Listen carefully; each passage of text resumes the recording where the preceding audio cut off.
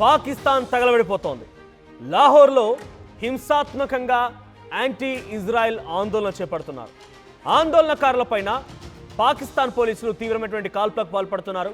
కాల్పుల్లో TLP chief సహా పలువురు ఆందోళనకారులు మరణించారు.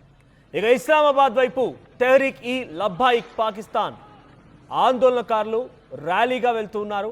అయితే లాహోర్, ఇస్లామాబాద్, పెషావర్, ముర్ద్కేలో తీవ్ర ఉద్రిక్తతలు నెలకొన్నాయి. వాహనాలకు నిప్పు పెట్టారు ఆందోళనకారులు. పోలీసులని ఉరికించి మరీ కొడుతున్నారు ఆందోళనకారులు. మనం విజువల్లో చూస్తున్నాం వాహనాలకు నిప్పు పెట్టడాలు, ఆ తర్వాత ఎక్కడ చూసినా కూడా పోలీసులను పరిగెత్తించడాలు, రాళ్లతో దాడి చేయడాలు. అక్కడ ఒక మారణహోమం సృష్టించిందంటే అంతకు అతిశయోక్తి ఏం కాదేమో. సో లాహోర్లో హింసాత్మకమైనటువంటి యాంటీ ఇజ్రాయెల్ ఆందోళనకు వ్యతిరేకంగా పాకిస్తాన్ పోలీసులు కాల్పులకు పాల్పడుతున్నారు. ఇప్పుడు ఇజ్రాయెల్ అవసరం కూడా ఉంది పాకిస్తాన్కి.